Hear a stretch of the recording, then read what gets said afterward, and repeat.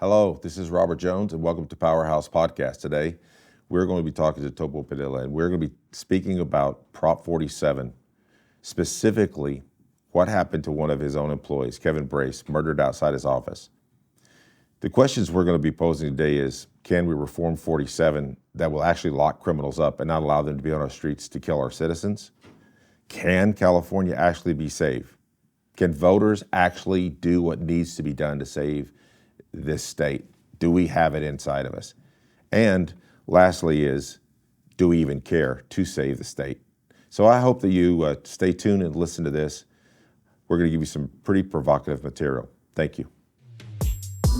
Welcome to the Powerhouse Podcast, presented to you by Sac Life TV. Here's your host, Pastor Robert Jones. Hello and welcome. I am Robert Jones, your host of Powerhouse Podcast. And today with me is Topo.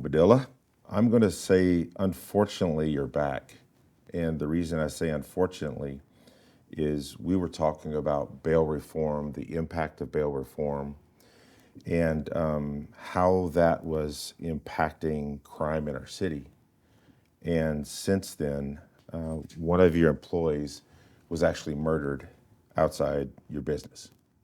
And so today, we wanted to talk to you about what had happened, and more importantly, to honor the employee that lost his life. His name is Kevin Brace. And so can you just tell us a little bit about Kevin and his involvement with your company, and if you don't mind, how his family's doing and things of that nature? Yeah, Kevin Brace came to our family back in about 1989, 1990. He came to work for my uncle, Leonard Padilla, in the bail bond business, and got his license soon thereafter. Well, he worked for my uncle for a couple of years, and then he went on to work for Ace Bail Bonds, two other good friends of mine, Mark and Craig. He worked for them for about 20 years. And he worked right at the corner of where he was ultimately murdered, and that's at the corner of 6th and I-530 I Street. He worked there for that long, and then he came to work for us 14 years ago. He was a bail bondsman, a kind gentleman. And, you hear that, and people think, oh, everybody's kind when they're gone. But no, he really and truly was a simple man, very, very simple man. He was pretty much black and white. And he loved working the overnights. He wouldn't take day shifts, certainly, and he wouldn't take swing shifts. He wanted to help work the overnights. He called himself the graveyard king. And he said that, people in the middle of the night need help too. And he was there to offer them that help. Just like, hours before this tragedy happened, he gave 2 homeless people water. And that's who Kevin was. His wife, Wendy, who I've, known for a very long time, but obviously through this tragedy, I've come to know him even more. Same way. It's just a simple, beautiful human being. To see things like this happen when you're not out there causing problems, when you're out there, you're in your workplace and you're tragically and brutally murdered. It's just not right. And, as we've talked, we're in the hands of the good Lord, and good will come of this. And I've talked to the family about that. And we don't want to use a tragedy like this as a platform, but we do want to save others, and we do want to help our country and our world. And that's what I aim to do in Kevin's memory. Well, that is honorable, and that's something that I would hope we would all do. Did he have children, or did he have? Tell me about his family life. What was he like? Yeah, said he was nice. He was kind. He was simple. Tell me some stuff about Kevin so I can get to know him. Yeah, Kevin. Again, knowing him this long, I never really dug into his personal life because he was a very, I guess you could say, a guarded person. Okay. His personal life was his personal life. He could sit and talk to you. In fact, when they would do shift changes, the employees they would do shift change with really got to know him well. He would confide in them. I was always in a position as a boss, and so we didn't get to spend that much time together socially. But when we did, I just saw a simple man who loved sports, loved the 49ers, loved the Giants, loved the Raiders, loved the Oakland A's. So I said, what was his favorite team? And his wife told me all of them. He loved California. He loved this city. No children. And that's just because they loved each other. And I spent a lot of time with Wendy over these past few weeks, and I'm saddened that I didn't get to know her better before, but they just weren't the socialites. They weren't out. They weren't doing things that we could ever get together socially. But a beautiful human being she is, and she too will carry his legacy on like we will. How's she doing? She doing all right? She's struggling, as you can imagine. I mean, when something like this hits you, all of a sudden, it's a struggle. But I have to give a big shout out to the chaplains. The Sacramento Law Enforcement Chaplaincy has been there for her, and they were, the morning of this tragedy, the law enforcement chaplaincy was on the phone with us immediately. I got a call from Mindy Russell from Ukraine when this happened, and those calls mean the world to somebody. Those chaplains are blessed people, and while one might think they're all about religion and they're all about getting you to church and all that, no, those chaplains are about helping you understand, giving you calm, giving you peace, and listening, and just to continue to listen and help you channel your anger, your rage, and your emotions. And so a big shout out to the chaplains of this community and all over, wherever they are. They do a beautiful job. That's great. That's great. Well, there seems to be this, and I'll watch the news and I see that we experience violence in different areas, different ways. And it almost seems as though we're becoming numb to it. Like, oh, that's just the way it is. And I have a hard time accepting that. I have a hard time saying, oh, that's just the way it is. And so if you were to verbalize, what is your opinion? You're in the bail industry, so you see a lot of violence. What do you attribute it to? What would you attribute to if you were to verbalize that? What would you say? My number one thing of why our society is where it is, and I'm speaking about this country. I'm not worried about everywhere else. I can't worry about that. This country is taking God out of our lives.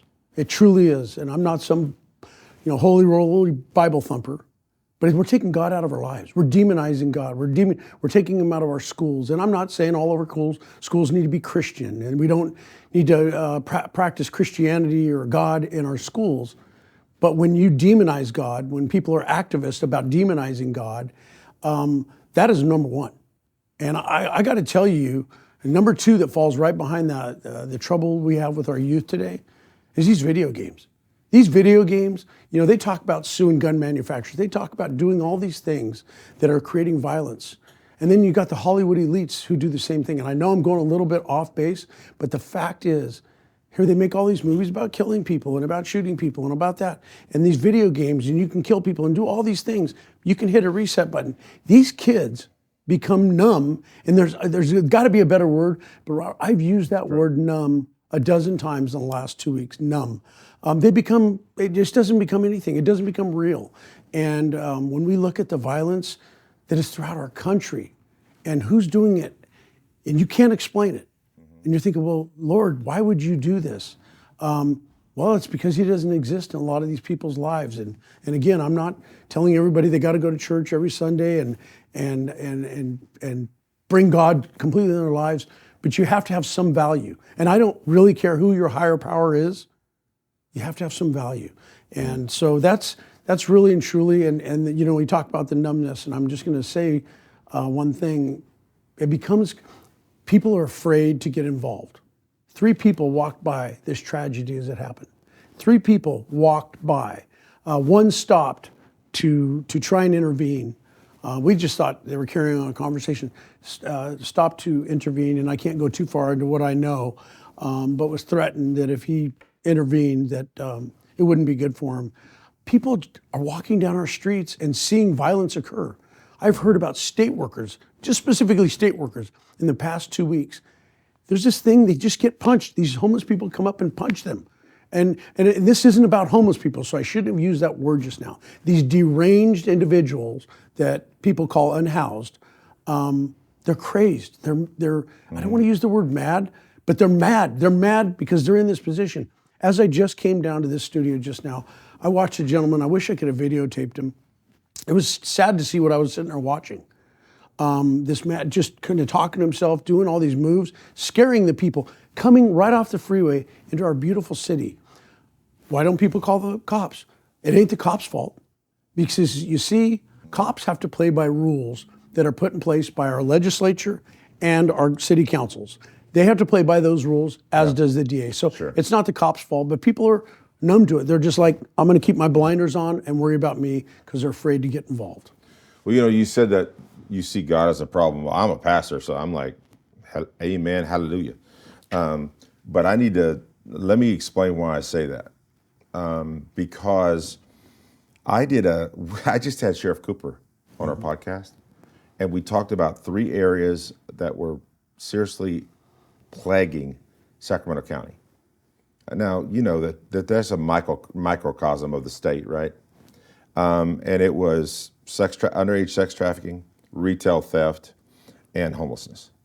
Okay, and so by doing the research, I went and looked and checked it out, and I looked like what states suffer the highest percentage, and what states are the lowest percentage, and they were politically the exact same. The highest percentages were a certain political party, the lowest were another political party. But then I said, okay, what else? Where does God fall in these states? Where does religion fall? Guess what I found? The highest percentages of homelessness, sex trafficking, and retail theft were in states that had the lowest belief in religion. Now, not it's religion, okay? So these people regarded religion as something important. The states that had the lowest percentages all were the highest in how they viewed religion. And so, you know, we can deny God all we want to, guys, and you don't have to you don't have to submit to him. But what you do get is you're going to get a society that's out of control because no one has a moral compass anymore.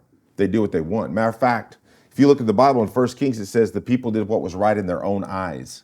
And that's pretty much what's happening right now. They're doing what's right in their own eyes.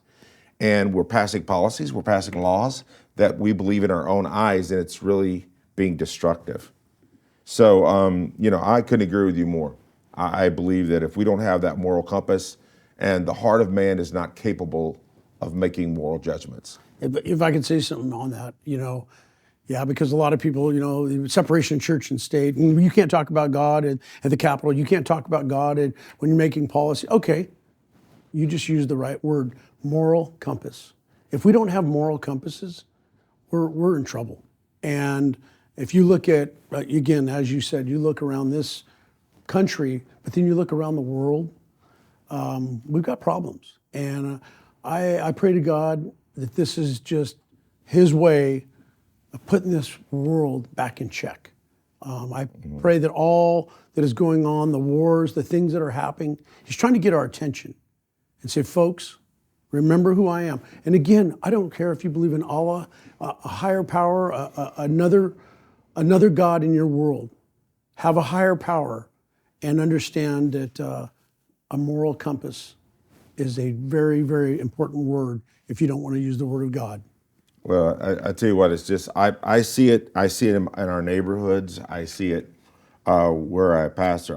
I see the same thing you're seeing. I see people are out of control. And, but then what gives me like a lot of faith is I go to other states that have different policies that are in the Bible Belt, and it's totally different. Yeah. Absolutely totally different. Yeah.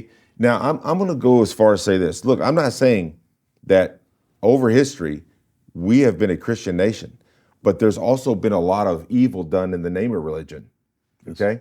So it's not just about the religion, because there's been so many hypocritical people that have done things in the name of God, and they've been destructive. So I'm not ignorant enough to say, you know, just having God is enough. No, you got to be in a relationship with him, and you have to be not only think of him as an idea or a belief system, you've got to adopt the principles. You got to adopt those principles that form you, because if you don't, you're left with what we have today. Yeah. You're left with what we have today. And so, well, we're going to get going on this. We're going to talk about who's running our cities and why is this happening mainly in unincorporated. It's not all about the homeless, right? That's good. That's something we can actually say. How do we fix it? And some of the Prop 47 in particular that they're trying to reform now behind closed doors. There was just a report on KCRA on the 7th. So we're going to talk about that as well. So stay tuned as we go further into this topic, and in honor of Kevin Brace, and hopefully we'll uncover some things that we need to do personally and take some accountability ourselves to make a difference, not just now, but in the future for our kids. Thank you, and stay tuned. We would like to thank Mosley Collins for sponsoring Powerhouse Podcast. And if you are in need of any legal help, please dial 916-444-4444. All fours for legal help. Thank you, Mosley, for your support. Sac Live TV is proud to sponsor the Powerhouse Podcast with Pastor Robert Jones. If you'd like to be a sponsor, please contact us at info@saclife.tv. Are you looking for substance in your podcasts? Look no further. Introducing the Powerhouse Podcast. Join us every week as we delve into politics, religion, entertainment, and education. Don't miss out. Subscribe now on your favorite podcast platform and be part of the Powerhouse Podcast community. For more information, visit our website, powerhousepodcast.net. Who's running the cities that are making the policies that are causing this destruction? Like, what have you noticed? I've done my own research, but what have you noticed? Well, I can say I have a record of understanding specifically, say, Sacramento, and the fact that I've been working in downtown Sacramento for 41 years. Started there when I was 18 years old, so you can do the math and know my age. But I was around there since I was 14 years old, since I was a little kid. My parents got into the bail bond profession. And I've watched. And then I watched my uncle get involved in politics, and he was one of those guys that went out and rattled cages and really stirred it up and had a lot of fans, but had a lot of haters. So there's a couple ways you can go about affecting change. And I think for me, the big problem we have, and I watched it the other night, I went to the city council meeting, and I got to tell you, there were some passionate people there, but they're single topic voters. They're singly focused. I watched this one guy who was just micro-focused on traffic safety and how many bicyclists are getting hit and how many pedestrians are being killed. And I'm like, well, that's because you have underfunded the police. There's no traffic enforcement. And do you know that in Oakland, a police officer literally has to have a major traffic violation before they can pull you over? They cannot pull you over. They've said because too many people of a certain race or minorities are being pulled over more than others. That is an ignorant way to govern our streets. So these single topic voters and these activists, I love their passion. I do too. But their lack of knowledge, if they're focused on this one topic and there's 5 other or 10 other topics that they want or that they don't care about, those are what can destroy our city. And so when you have activists on city councils that are micro-focused on hating on the police because they feel there's systemic racism in law enforcement, that's the problem. Yeah. There's not. I've been around law enforcement all my life. I have family, I have friends, and it sickens me for people to run around here and say that those men and women are out there to get a certain race, or out there to do something. They are out there to protect our city and do our job. And not one cop I know, and I know a lot of cops that have unfortunately had to use deadly force, and you live with it forever. You live with it forever. I can speak from knowledge. I know what it's like to have to use deadly force to save my life and those around me. And it ain't good. And it'll be with me forever. So for anybody to say that so flippantly, it enrages me. It enrages me, just like when somebody says I'm a racist because I believe in what I believe in. I'm a Hispanic American. So damn well I can talk about it. But even if I was the whitest of white, the most Caucasian of Caucasian, if I'm a man that has principles and beliefs and a moral compass, I can darn well say what I want to say about things. So, getting back to this, what is wrong with our cities? And if you look across this country, a friend of mine just called me and said, I'm in Austin. I said, oh man, be careful. I loved Austin. I loved Austin, Texas. Music, I love music. Went there, I couldn't wait to get out of there. I tell you what, it was just on par with San Francisco. And Austin has been taken over by a very liberalized, and I don't want to get political because city councils are nonpartisan seats. I don't want to get into that, but the fact is they're very liberal policies. Oh, leave these people alone, and they're destroying that city, once beautiful city. Yeah. So if you look at our city council and our mayor and Darrell Steinberg, I've known him for over 20 years. I knew him when he was on the city council, and then thereafter, a nice gentleman, a very nice man. But his thought process, his policies on how to run a city and this city council are quite evident of what's going on. However, I'm here to tell you, we're seeing a change. We're seeing a change on who's running for city council. You look at people like Rick Jennings that sit on that council. That man sat stoic the other night and didn't say a word because people know that man is aimed at saving the city and turning it around. And there's new candidates coming in. And then you look at somebody like Kevin McCarty who's running for mayor. And Kevin was I considered him an activist when he's still in the legislature. But I think Kevin is, I hope and pray he's coming around and seeing these policies of hating on the police and demonizing the police and suppressing the police from going and doing their job. And that's not throwing everybody in jail. If you had more law enforcement out there, it's called prevention. People are like, man, I'm not gonna go rob a bank here. There's cops all over. I'm not gonna go beat somebody up here or deal dope here. There's cops all over. They won't have to arrest people. That evil will go elsewhere. So these city councils are what running our cities, our big cities. And then, in closing this up, you look at the unincorporated parts. You look at Placer County. You look at El Dorado County. You look at Sacramento County. Okay, sheriffs run those counties, and these sheriffs work for the voters.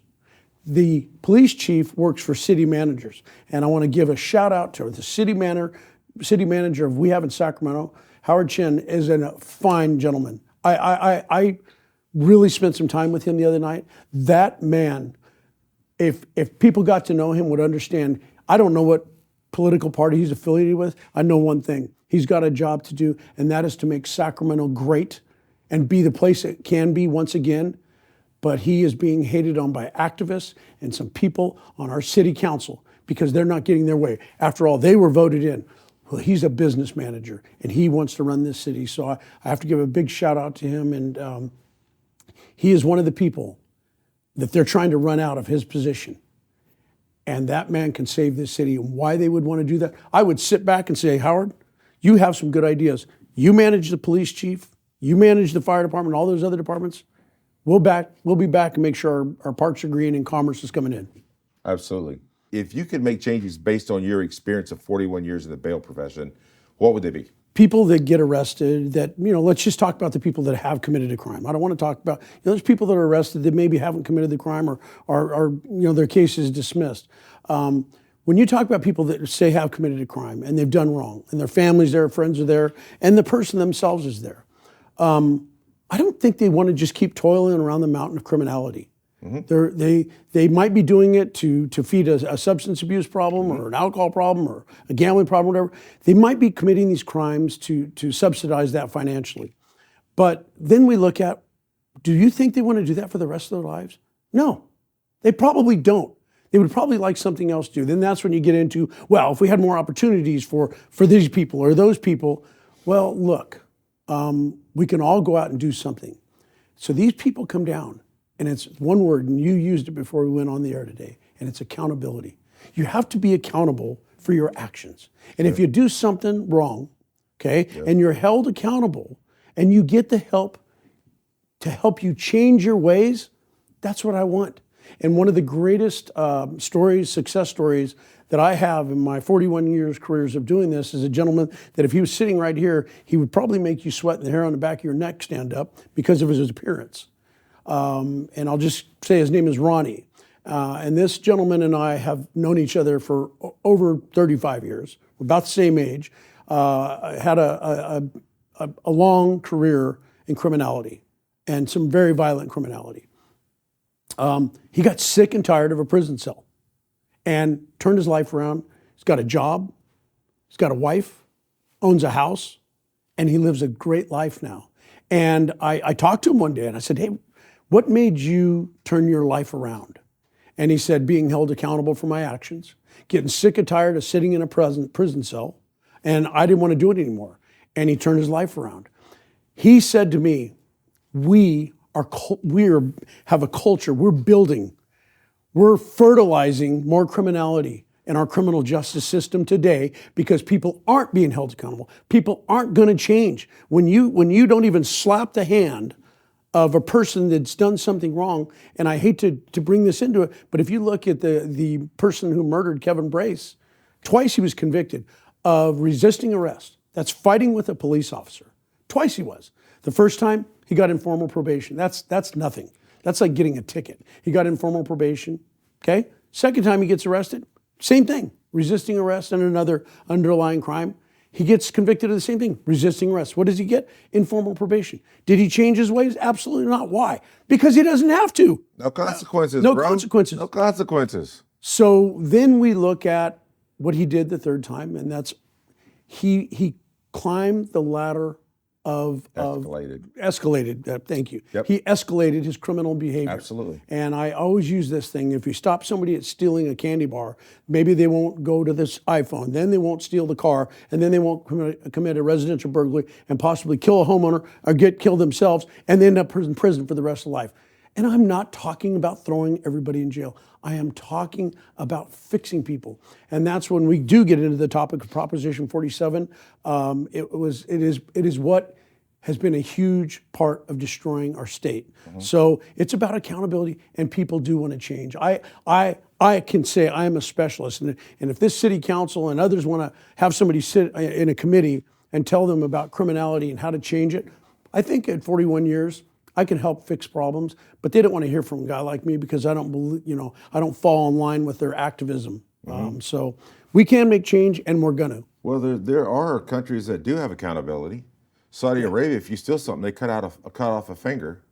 Then, and then if you cut off another, they steal again, and then they eventually cut your hand off. Yeah. And so what happens is if you don't have a finger in Saudi Arabia, you can't get hired. So they won't hire you because they know you steal. Now you go, that is barbaric, and they have human rights issues. They do, and they are, but they don't have a theft problem. They're not dealing with retail theft. Now, I'm not saying we go around cutting off fingers. No. What I'm saying is because there is no consequences, just like you're saying, things are just ramping up. Because you can go in and steal, no consequences. Yeah. And this guy that is charged with the murder of Kevin Brace, he may do 10 years, maybe. If he gets in there and there's any kind of mental illness, then that could cut. I mean, there's no telling. So I have no faith in the system as it is now because all it is perpetuating just chaos. So can I respond to that? Sure. And so many people throw rocks at law enforcement. And then they throw rocks at our DAs. No, it's not them. No, it is not. Them. There's about 5 DAs in this state that are the problem. It's those 120 legislators down there who make the rules of the game. You want to throw rocks at them. And I'm going to tell you, Sheriff Jim Cooper, when he was in the legislature, he was the chair of the moderate caucus. Mm-hmm. And the moderate caucus, I'm a big fan of because it consists of Republicans and Democrats. But now, while he was part of the Democratic, those are the people that want to affect change. But you know what happens? People are asking me, Topo, why don't you run for mayor? Why don't you run for this? Look, I ain't running for nothing. Tom Sullivan taught me something long, long ago. He says, I ain't running for Congress because I'll be one of the 435 and told to go sit down in the corner and shut up, kid, even though he's a grown man, because he doesn't know any better, because leadership knows everything. What people got to get in politics got to realize, you work for the voters. You work for the people who elected you there. You don't work for this chair, and the problem we have here in our state is our leaders, our Senate Pro Tem and our Assembly speakers, mm-hmm. They think they're God and that they know everything. And what we ought to do is come together and work together. But the radical left and the radical right don't want that to happen. Well, we're going to get into that. We're going to take a quick break, and then we're going to talk about Prop 47, which I just saw a report the 7th of this June that the governor made a statement, and I want to share that with the public. So stay tuned. We're going to be right back and continue this conversation. We would like to thank Mosley Collins for sponsoring Powerhouse Podcast. And if you are in need of any legal help, please dial 916-444-4444. All fours for legal help. Thank you, Mosley, for your support. Sac Live TV is proud to sponsor the Powerhouse Podcast with Pastor Robert Jones. If you'd like to be a sponsor, please contact us at info@saclife.tv. Are you looking for substance in your podcasts? Look no further. Introducing the Powerhouse Podcast. Join us every week as we delve into politics, religion, entertainment, and education. Don't miss out. Subscribe now on your favorite podcast platform and be part of the Powerhouse Podcast community. For more information, visit our website, powerhousepodcast.net. Hello, I'm Robert Jones, your host for Powerhouse Podcast, and we're back here with Topo. And we are talking about some of the things that have happened recently. But I believe, Joanne, don't you have a question for us? My question is, how is the state repairable? Do you think it is, and what can we do about it? I definitely think California, it's definitely worth saving. The most beautiful state, culturally, history, our beauty of our land. So is it savable? Absolutely. And what is it going to take to save that? It's going to take people like us that are sitting here in this room and others that aren't fleeing California and going to other states and staying here and fighting the fight. I have so many friends that live in, Idaho and Tennessee, and they say, man, these Californians are running Idaho and Tennessee and everywhere, and Alabama, wherever they're going. And I'm like, no, they're not. You're getting the people that are tired of the policies in California that are coming to your state. We're not running Idaho. It's okay. But the fact is that so long as people like us stay around here and fight the fight and save California and save our people. When we talk about the homelessness and why is there so much homelessness in California, that's because, if you have all these services and everything and you feel good about it, you're going to bring more of them here. Great, we bring them here. Let's save them. Let's fix them. So yes, it's worth saving, and yes, we are going to do it. So let's talk about 47 and our Governor Newsom. Maybe some of you guys voted for him. And he was saying that they're trying to fix 47 without giving it to the voters, that they want to fix it internally. So can you comment on that? Oh, yeah. I've been very involved in it. I've been very involved with Proposition 47 since the day it was introduced. And Governor Jerry Brown and his brilliance came up with a scheme. I think it was the worst scheme that was ever pulled on the people of California, because it was called the Safe Schools and Safe Neighborhoods. So just a little civics lessons. People don't understand that we're one of the few states in the United States that has ballot initiatives. When I say few, I can't remember what the number is because it has changed a little bit, but ballot initiatives where the voters can put something on the ballot. But so can the legislature. And the legislature, in their infinite wisdom in 2014, had this Safe Schools and Safe Neighborhoods. So you might ask, well, Jerry Brown named it that? Yes and no. The Attorney General of the state of California is in charge of what the title of the ballot initiative is and then the summary. So they get to make it. Well, guess who our Attorney General was in 2014 when this scheme was pulled on the voters? And that is none other than Kamala Harris. The Attorney General of a state or of this country should be a nonpartisan person that is in fact enforcing the laws that are on the books, is in fact doing things with integrity. And that's why I am not a big fan of our Attorney General. It should be a nonpartisan office. And they should be somebody in there that's doing the job with the greatest of integrity. And right now we're in trouble because the the ballot initiative we are getting on the ballot, when I say we, I've been involved with it, and there's some wonderful people behind this, both Democrats and Republicans. We want to fix it because it was a social experiment that didn't work. Now, why didn't it work? Why didn't Proposition 47 work, and what did it do? I mean, it would take me too long to explain everything, but the bottom line is we used to have it to where if you were arrested for drugs, that you, in fact, had a carrot and a stick. You could go to drug rehabilitation, you could go get help. If you stayed clean and didn't do anything for a certain amount of time, it was erased off your record. It was expunged off your record. That's a good thing. That's okay. We had that kind of things. But do you know that when Proposition 47 became law, you could literally get caught with a pound of cocaine in front of you. I don't know how big a pound is, never seen it. A pound of cocaine in front of you. It's about this big. and as long as it wasn't for sale, it was a misdemeanor. And so we took away our ability, the law enforcement's ability and the DA's ability to punish people for doing this. And look what it's done. It's exacerbated from back when 47 around, fentanyl wasn't a thing, to look what we are doing now. And if you look at fentanyl and the objective of fentanyl, it is a way for another country to destroy our country. Absolutely. My father always taught me, between China and Russia, they will overtake the United States without firing a single bullet. He told me that as a kid.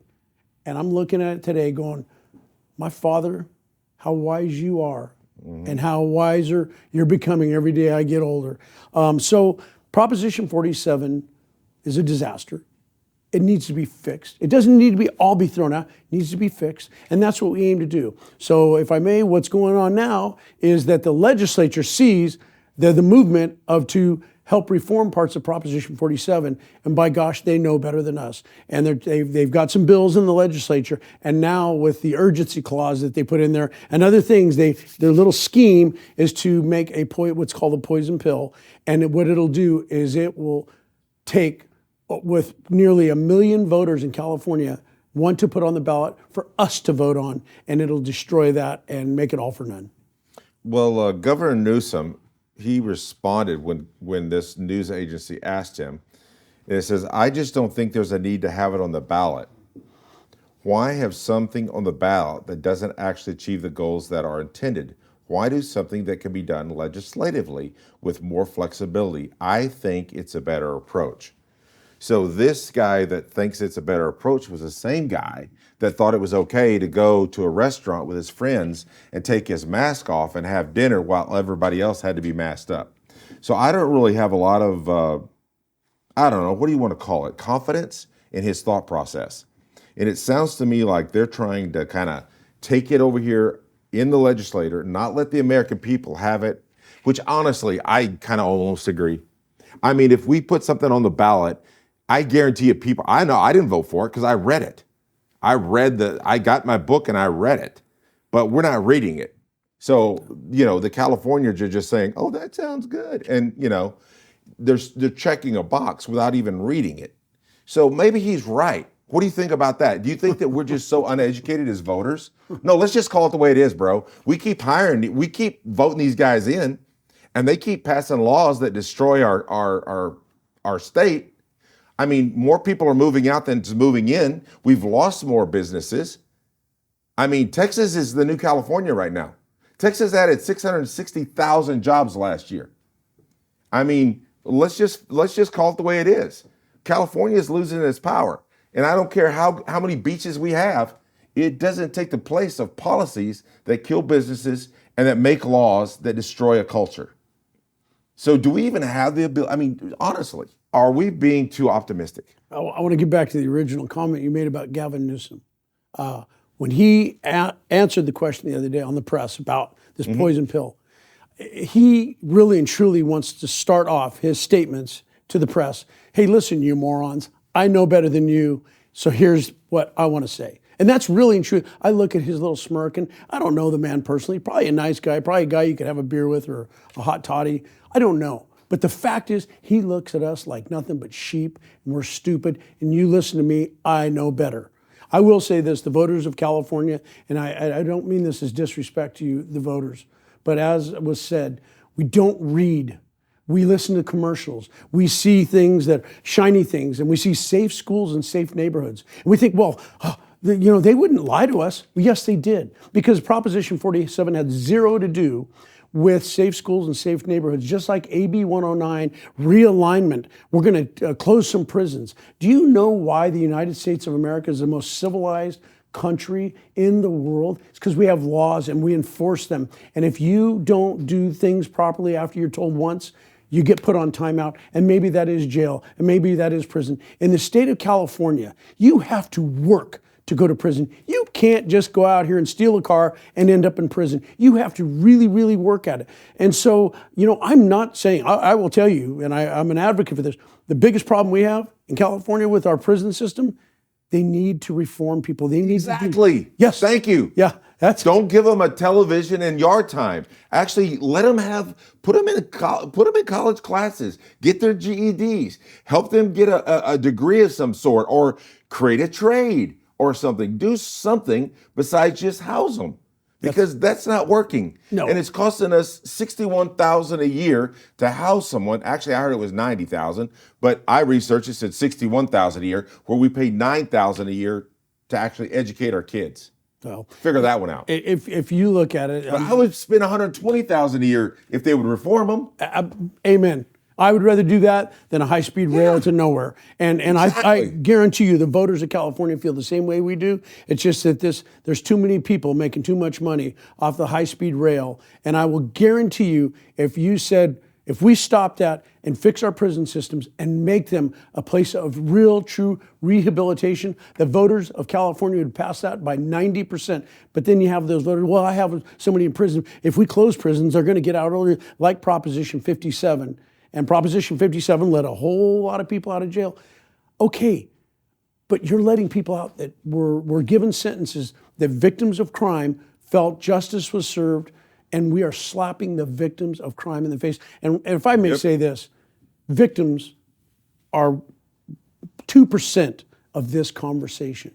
And I just happen to be on the executive board of Crime Victims United. And people say, well, man, you're conflicted here. You're on the board of Crime Victims United, you're on the board of Crime Stoppers, and you're a bail bondsman? What self-serving attitude do you have? Look, I want a civilized society. I pray for victims. I want to help victims.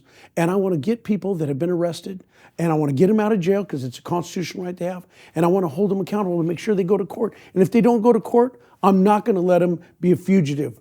I'm going to get them, and I'm going to bring them back and say, here you go, back to the courtroom you go, and be held accountable for your actions. And so that's why I'm not conflicted, and that's why I can live within my skin. And I'm not trying to promote me, but I get sick and tired when people tell me, I can't speak about this because you're just self-serving, you're trying to create more business. No, I love my city, I love my state, I love my country, and I love humanity.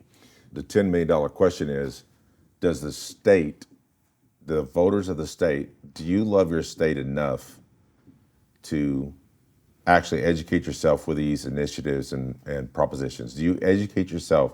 Do you love the state enough that you are willing to vote for a party that you haven't? One of the my crazy comments I ever heard is, one person told me, we've been a certain party our whole lives, and that's how we vote. And I'm like, even if that's a destructive party? And they said yes. And I said, wow, okay. We've got to be able to break party lines. I don't care if you're Republican. If they're wrong, don't vote Republican. If they're Democrat and they're wrong, don't vote Democrat. Vote what is right, And so I just pray that the voters start educating themselves and pushing back. I'm actually going to develop a letter that we can send to congressmen, governors, and so on and so forth. And I'm going to put that's going to be on our website shortly. So thank you for being here. Thank you for being here to honor your fallen employee, and we pray for his family. So thanks again for being here, Topo. It's always a pleasure having you. And we will say thank you for tuning in. It is great having you again. Hopefully you learned something, and maybe we made some of you mad, or maybe we made some of you think about some things. Either way, we're doing it hopefully for the betterment of California. I hope you receive that. I hope you know that, because that's our intention. Thank you. God bless you, and have a wonderful day.